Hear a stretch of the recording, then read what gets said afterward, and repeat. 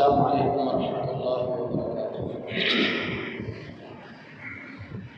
الحمد للہ رب العالمین حمد الشاکرین والصلاة والسلام علی رسولہ الکریم وعلی آلہ وصحبہ اجمعین، اما بعد فاعوذ باللہ من الشیطان الرجیم، بسم اللہ الرحمن الرحیم۔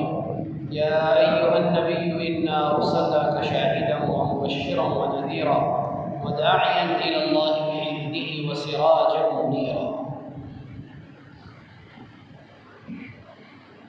وقال رسول اللہ صلی اللہ علیہ وآلہ وسلم انا سید ولد آدم یوم القیامۃ ولا فخر، او کما قال علیہ الصلاۃ والسلام۔ صدق اللہ وصدق رسولہ الکریم۔ درود پاک پڑھتے ہیں۔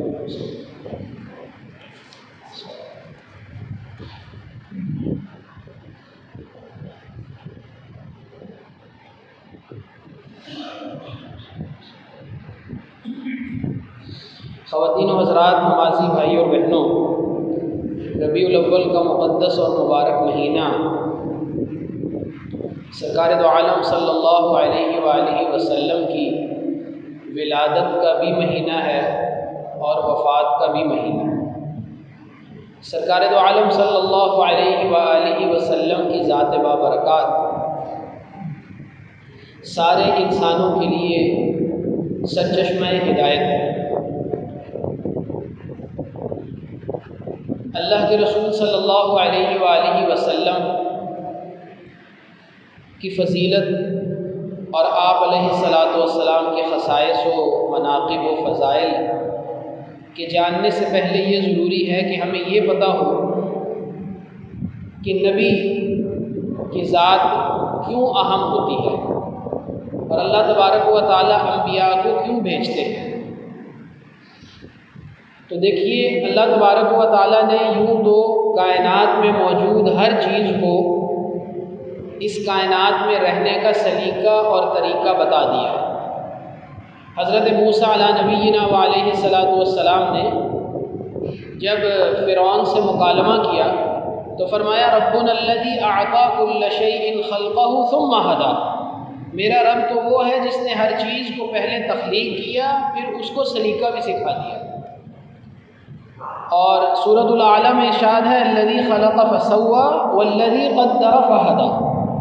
تو کائنات کی ہر چیز کو اس کائنات میں رہنے کا سلیقہ ہے، اس کو بتانے کی ضرورت نہیں ہے۔ چرند ہیں، پرند ہیں، جانور ہیں، چوپائے ہیں، سب کو معلوم ہے کہ انہوں نے کیا کرنا ہے، لیکن ان سب میں انسان کی خصوصیت یہ ہے کہ انسان کو اللہ تبارک و تعالیٰ نے ایک خاص سطح کی عقل دی ہے، ایک خاص سطح کا فہم دیا ہے، ایک خاص سطح کی سمجھ دی ہے، اور اس خاص فہم اور سطح کی وجہ سے اللہ تبارک و تعالیٰ نے اس کو اس امتحان میں ڈالا ہے، اس آزمائش میں ڈالا ہے کہ یہ دنیا کے اندر میرے راستے پہ چلتا ہے یا اپنے اور میرے دشمن شیطان کے راستے پہ چلتا ہے۔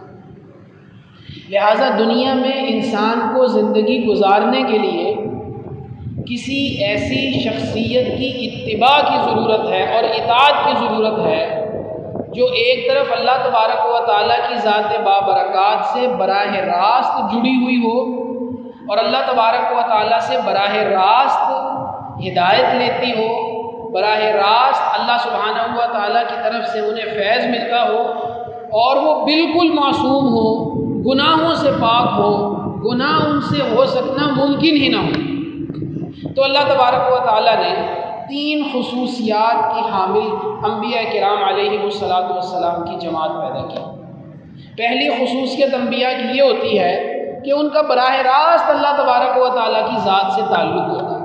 دنیا میں کوئی شخصیت بڑے سے بڑا ولی بھی ہو جائے، بڑے سے بڑا صحابی بھی ہو جائے، وہ اپنے ہر عمل کے بارے میں یہ نہیں کہہ سکتا کہ میرا یہ عمل 100% پاک صاف ہے اور میں گناہوں سے بالکل پاک صاف ہوں، مجھ سے گناہ صادر ہی نہیں ہو سکتا۔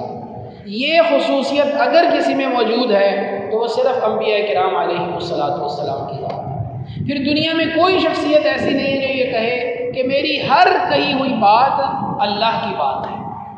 اگر یہ خصوصیت کسی کو حاصل ہے تو محمد الرسول اللہ صلی اللہ علیہ وسلم اور انبیاء کرام علیہ السلام کی ذات ہے۔ تو پہلی خصوصیت انبیاء کی یہ ہوتی ہے کہ وہ اللہ کے ساتھ جڑے ہوئے ہوتے ہیں۔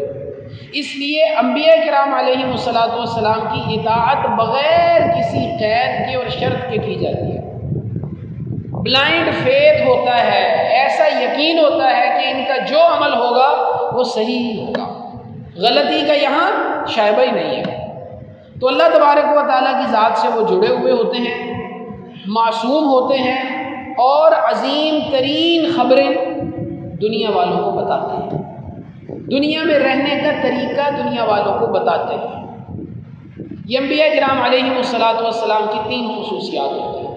پھر چونکہ نبی دنیا میں ایک رول ماڈل کے طور پر آتے ہیں، اس لیے اللہ تبارک و تعالیٰ نے تمام انبیاء کو جسمانی نقائص سے پاک پیدا کیا، اور تمام انبیاء کرام علیہم السلام خوبصورت چہرے والے ہوتے ہیں۔ حضرت انس رضی اللہ تعالیٰ عنہ فرماتے تھے کہ تمام انبیاء خوبصورت چہرے والے ہوتے ہیں، اور تمہارے نبی ان انبیاء میں سے بھی سب سے زیادہ خوبصورت چہرے والے، سب سے زیادہ خوبصورت چہرے والے، جسمانی طور پر کوئی نقص اور عیب نہیں ہوتا، اور دیکھنے والا دیکھ کے یہ پہچان لیتا ہے کہ یہ کسی جھوٹے شخص کا چہرہ ہے۔ ان کا چہرہ بابرکت ہوتا ہے، ان کا چہرہ پر نور ہوتا ہے۔ پھر انبیاء کرام علیہم السلام کو اللہ تبارک و تعالیٰ نے ایسا پیدا کیا کہ بعض کو بعض پر کچھ فضیلت بھی دی ہے۔ سارے انبیاء کرام مرتبے میں برابر نہیں ہیں، انبیاء کرام کے بھی درجات ہیں، اور انبیاء کرام میں سے ہر ایک کی کوئی نہ کوئی انفرادی ایسی خصوصیت بھی ہے جو اس میں زیادہ پائی جاتی ہے۔ چنانچہ عیسیٰ علیہ السلام کا زہد مشہور ہے، حضرت ایوب علیہ السلام کا صبر مشہور ہے، حضرت یوسف علیہ نبینا علیہ السلام کا ظاہری حسن اور صبر یہ مشہور ہے، حضرت موسیٰ علیہ السلام کا جوش و جذبہ مشہور ہے، حضرت شعیب علیہ السلام کا جوش خطابت مشہور ہے۔ تو تمام انبیاء کرام علیہم السلام کی کچھ نہ کچھ ایسی خصوصیات تھیں جو ان کو باقی انبیاء سے ممتاز کرتی ہیں۔ یہ مطلب نہیں ہے کہ باقی انبیاء میں وہ خصوصیت موجود نہیں تھی، باقی انبیاء میں بھی موجود تھی، ان کا وہ وصف زیادہ نمایاں تھا۔ لیکن جب محمد الرسول اللہ صلی اللہ علیہ وآلہ وسلم کو دنیا میں مبعوث کیا گیا تو تمام انبیاء کرام علیہم السلام کی خصوصیات کو آپ کی ذات بابرکات میں جمع کر دیا گیا۔ تمام انبیاء کرام کی حسن یوسف، دم عیسیٰ، ید بیضہ داری، آنچیں خوباں ہماں دارند تو تنہا داری۔ یوسف علیہ السلام کا حسن ہو، عیسیٰ علیہ السلام کی پھونک کا کمال ہو، موسیٰ علیہ السلام کے ہاتھ کا روشن ہو جانا ہو، سب میں یہ چیزیں فرداً انفرادی موجود تھیں۔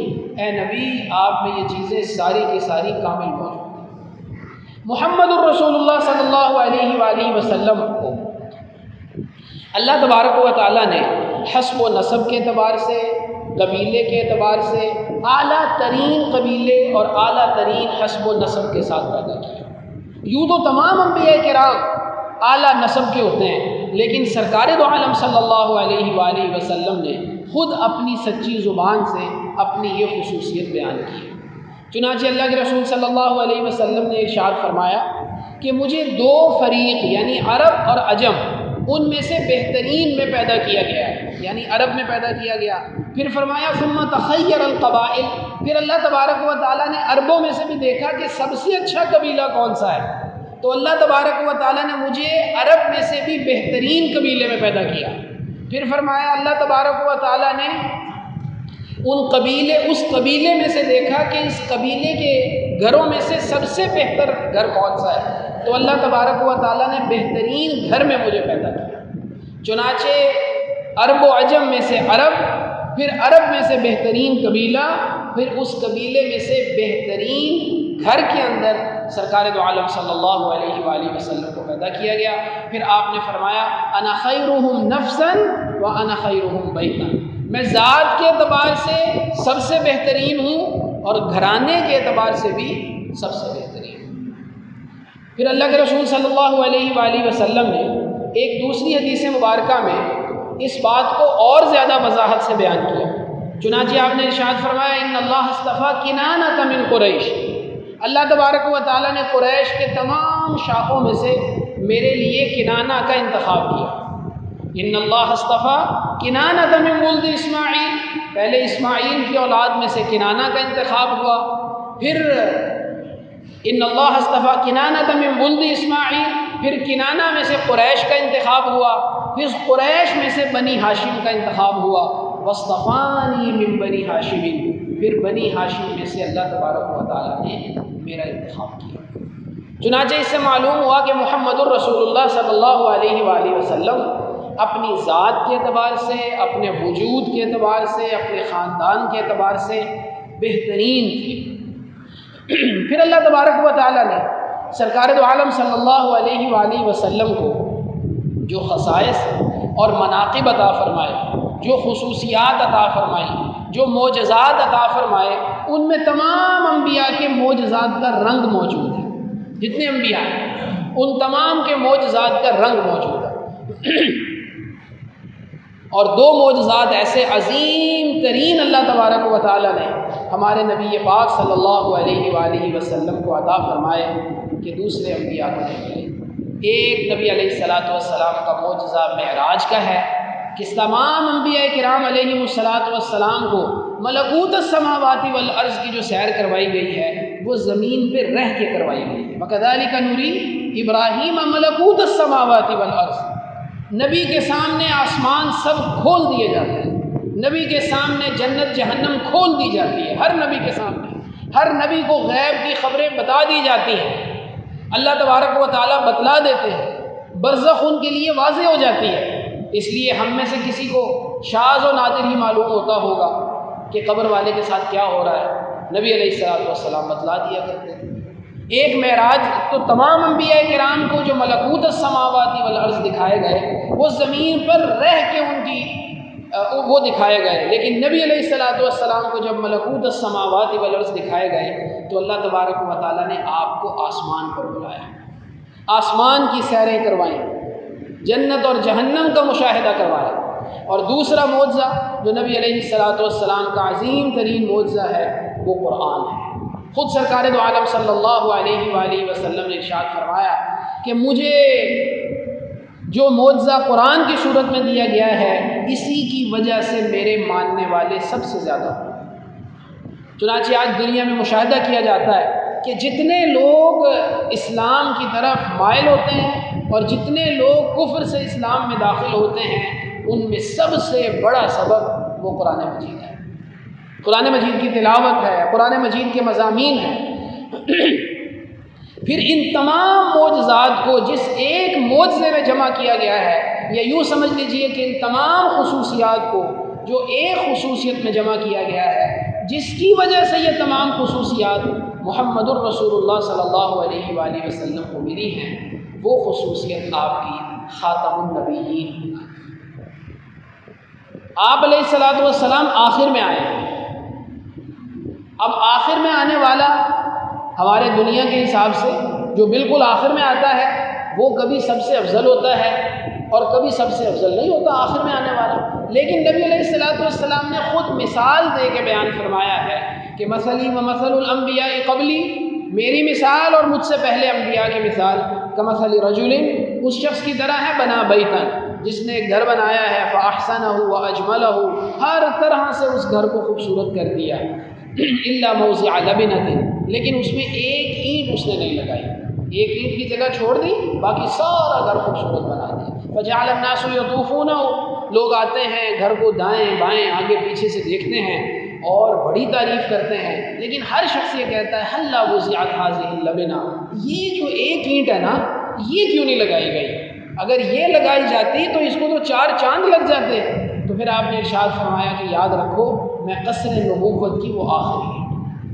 اللہ کے رسول صلی اللہ علیہ وآلہ وسلم کو اللہ تبارک و تعالیٰ نے خاتم النبیین بنایا۔ اب خاتم النبیین ہونا وصف کس طرح ہے نبی علیہ الصلوۃ والسلام کا؟ اس طرح سے وصف ہے کہ اب قیامت تک آنے والے انسان، یعنی نبی علیہ الصلوۃ والسلام کی بعثت سے لے کے قیامت تک آنے والے انسانوں کے لیے، مشرق مغرب شمال جنوب، مرد عورت گورا کالا، سب کے لیے اگر ہدایت ہے تو وہ صرف سرکار دو عالم صلی اللہ علیہ وآلہ وسلم کی اطاعت کی۔ نبی علیہ الصلوۃ والسلام کی بعثت سے پہلے اللہ تک پہنچنے کے بہت سے طریقے تھے. جب نبی علیہ الصلوۃ والسلام کی بعثت ہو گئی اب اللہ تک پہنچنے کا صرف ایک رستہ ہے، اس کے علاوہ اور کوئی رستہ نہیں.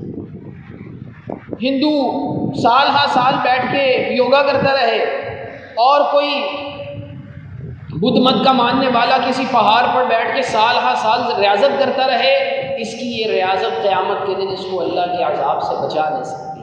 اگر ان کو اللہ کے عذاب سے کوئی چیز بچا سکتی ہے تو وہ صرف محمد الرسول اللہ صلی اللہ علیہ وآلہ وسلم کی اطاعت.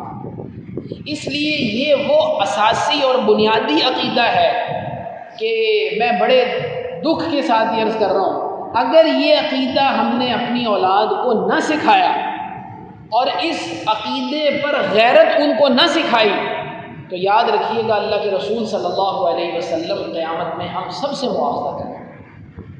آج امت کے اندر اتنی بے روی پھیل رہی ہے کہ امت کے نوجوانوں کو اس عقیدے کی حساسیت ہی معلوم نہیں ہے، نزاکت ہی معلوم نہیں ہے. وہی کہتے ہیں کہ یہ کوئی ایسا عقیدہ تو نہیں ہے. نبی علیہ الصلوۃ والسلام کے بعد اگر کوئی شخص آ جاتا ہے اور وہ کہتا ہے کہ میں نبی علیہ الصلوۃ والسلام کی طرح نبی تھوڑی ہوں، میں تو بس بروزی نبی ہوں، ریفلیکٹڈ پروفٹ ہوں، میں تو ان سے نبوت میں نے تھوڑی سی لی ہے. یاد رکھیے اللہ کے رسول صلی اللہ علیہ وآلہ وسلم کی نبوت رحمت ہے، اور یہ ایسی رحمت ہے جس کے بعد امت کو کسی اور رحمت کی ضرورت نہیں. اس رحمت کے بعد کسی اور رحمت کی ضرورت ہی نہیں ہے. اور اللہ سبحانہ و تعالیٰ نے نبی علیہ الصلوۃ والسلام کے خاتم النبیین ہونے کو قرآن کے ذریعے سے مضبوط کر دیا ہے. آپ غور کیجیے، بالفرض والمحال اگر بات کو سمجھنے کے لیے ایک منٹ کے لیے فرض کر لیا جائے کہ نبی علیہ الصلوۃ والسلام کی ذات بابرکات کے بعد کوئی اور نبی بھی آ سکتا ہے تو پھر یہ سوچا جائے کہ اللہ کے رسول صلی اللہ علیہ وسلم کی کتاب آخری کتاب کیوں بنائی گئی ہے؟ اللہ کے نبی کی کتاب کو آخری کتاب بنایا گیا ہے، اس کے بعد کسی کتاب کی گنجائش نہیں ہے، چونکہ اسی کتاب کے ذریعے سے ہدایت ملتی ہے. اور یہ اتنا اہم عقیدہ ہے کہ قرآن کریم کی 100 آیات، 210 احادیث مبارکہ، امت کا اجماع اور ایسا بنیادی عقیدہ کہ اس پر تمام انبیاء کرام کا بھی اتفاق، تمام آسمانی کتابوں کا بھی اتفاق، اور ایسا بنیادی اور اساسی عقیدہ کہ اس دنیا کے پیدا کرنے سے پہلے اللہ تبارک و تعالیٰ نے انبیاء کرام علیہم الصلوۃ والسلام کی ارواح مبارکہ سے اس عقیدے پر عہد لیا. وَإِذْ أَخَذَ اللَّهُ مِيثَاقَ النَّبِيِّينَ لَمَا آتَيْتُكُم مِّن كِتَابٍ وَحِكْمَةٍ ثُمَّ جَاءَكُمْ رَسُولٌ مُّصَدِّقٌ لِّمَا مَعَكُمْ لَتُؤْمِنُنَّ بِهِ وَلَتَنصُرُنَّهُ. اے نبی اس وقت کو یاد کیجئے جب انبیاء کرام سے پختہ عہد لیا گیا، جب میں نے ان کو کتاب اور حکمت دی، پھر میں نے کہا کہ تم میں ایک رسول آئے گا جو تمہاری ہی تصدیق کرے گا. اگر وہ تمہاری زندگیوں میں آ گیا لَتُؤْمِنُنَّ بِهِ، تم اس پر ایمان بھی لاؤ گے، وَلَتَنصُرُنَّهُ، اور تم ان کی مدد بھی کرو گے. تمام انبیاء کرام سے عہد لیا. سرکار دو عالم صلی اللہ علیہ وآلہ وسلم کے زمانہ مبارک میں تمام جنگوں کے اندر جو صحابہ کرام شہید ہوئے ہیں ان کی تعداد 259 ہے، لیکن صرف ایک جنگ یمامہ میں جب مسیلمہ کذاب کے خلاف جنگ ہوئی، اس ایک جنگ کے اندر 700 حفاظ صحابہ کرام شہید ہوئے. یہ کتنا اہم عقیدہ ہوگا کہ جس کے لیے 700 صحابہ کرام کی شہادت لی گئی. اور وہ کون سے 700 صحابہ کرام تھے؟ جو حفاظ تھے. اور کل 1200 لوگ اس جنگ کے اندر کام آئے تھے. کس عقیدے کے لیے؟ مسیلمہ کیا کہتا تھا کہ میں نبی ہوں. تو یہ عقیدہ اتنا اساسی اور بنیادی ہے. آج اس امت کے اندر یوں تو بہت سے جھوٹے نبی آتے رہے ہیں، لیکن یہ جو آخری جھوٹا نبی آیا ہے اس نے امت کے اندر وہ فتنہ پیدا کیا ہے جس کی مثال اس سے پہلے نہیں ملتی. چنانچہ پڑھے لکھے لوگ، سمجھدار لوگ، ان کے لٹریچر کو مکمل طور پر نہ پڑھنے کی وجہ سے یہ سمجھ بیٹھتے ہیں کہ اس عقیدے کی کوئی خاص اہمیت نہیں ہے، اور اگر اس کو یہ درجہ دے دیا جائے تو اس میں کیا انکار ہے. بعض لوگ کہتے ہیں ہماری طرح ہی تو نماز پڑھتے ہیں، ہماری طرح ہی تو عبادت گاہ بنا لیتے ہیں، اور ہماری طرح ہی تو نکاح و طلاق کے مسائل کو مانتے ہیں، تو پھر یہ کیوں نہ کہہ دیا جائے کہ جہاں حنبلی، شافعی، مالکی ایک فقہی مسالک ہیں تو وہاں پہ اس کو بھی ایک فقہی مسلک بنا لیا جائے؟ یہ نری گمراہی ہے۔ جو شخص رسول پاک صلی اللہ علیہ وآلہ وسلم کی ذات بابرکات کے بعد کسی بھی درجے میں کسی شخص کو نبی سمجھتا ہے وہ دائرہ اسلام سے خارج ہے، وہ محمد الرسول اللہ صلی اللہ علیہ وآلہ وسلم کی نبوت کا انکار کرنے والا ہے۔ اور اللہ کے رسول صلی اللہ علیہ وآلہ وسلم نے بعض احادیث مبارکہ میں اس کو اور منہج کے ساتھ بھی سمجھایا ہے۔ جس طرح ایک حدیث مبارکہ میں ارشاد فرمایا حضرت علی رضی اللہ تعالیٰ عنہ کہ انت منی بمنزلت ہارون من موسیٰ، اے علی تم یوں سمجھو کہ میرا اور تمہارا تعلق ایسے ہے جس طرح کہ موسیٰ کے ساتھ ہارون کا تعلق ہے۔ اب موسیٰ اور ہارون دونوں بھائی ہیں، دونوں نبی ہیں، ساتھ ہی نبی علیہ الصلوۃ والسلام نے اس حدیث میں ارشاد فرما دیا غیر انہ لا نبی بعدی، ہاں یہ فرق ان دونوں میں اور مجھ میں اور تم میں ضرور ہے کہ میرے بعد نبی کوئی نہیں۔ حضرت عمر رضی اللہ تعالیٰ عنہ کے بارے میں ارشاد فرمایا لو کان بعدی نبی لکان عمر، اگر کوئی نبی ہوتا تو وہ عمر ہوتا۔ اور یہی وہ راز ہے کہ اللہ کے رسول صلی اللہ علیہ وآلہ وسلم کی نرینہ اولاد میں سے کسی کو اللہ سبحانہ و تعالیٰ نے اس دنیا میں بلوغت تک کی عمر دی، کہ اللہ کے رسول صلی اللہ علیہ وسلم کی عظمت کے بعد اللہ کے نبی علیہ الصلوۃ والسلام کے بعد کوئی نبی نہیں۔ اس لیے یہ عقیدہ اپنی اولادوں کو سمجھائیں۔ ہم نے جن تعلیمی اداروں کے سپرد اپنی اولادوں کو کر دیا ہے اور ہم بے دریغ بے دھڑک بغیر سوچے اپنے بچوں کو باہر بھیجنے کے لیے تیار کرتے ہیں، اور یہ لوگ جو نبی علیہ الصلوۃ والسلام کی نبوت کا انکار کرنے والے ہیں یہ انہی بچوں کو انہی جدید تعلیمی اداروں کے اندر یہ پیشکش کرتے ہیں کہ جناب بس آپ ایک سائن کر دیجئے، اس کے بعد آپ کا سارا بندوبست باہر جانے کا ہو جائے گا۔ اور وہ کس چیز پہ سائن کیے جا رہے ہیں کہ جناب آپ وہاں جا کے اس احمدیہ کمیونٹی کا حصہ بنیں گے۔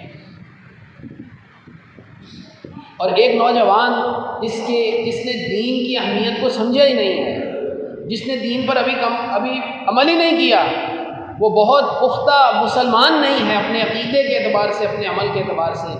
آپ بتائیے کہ اسے جب باہر کی ترقی اور باہر کی چکا چوند ترقی کا لالچ دیا جائے تو وہ پھر اس عقیدے کی اہمیت کو کیا سمجھے گا؟